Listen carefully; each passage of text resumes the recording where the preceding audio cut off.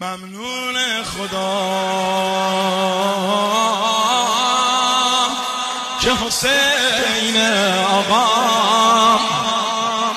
نوکر زادم و افتخار برام نوکر زادم و افتخار. تو هم میخوای بگی ممنون خدا که حسین آقا نوکر زادم و افتخار برام نوکر زادم و افتخار برام. ممنون خدا که حسین آقا نوکر زادم و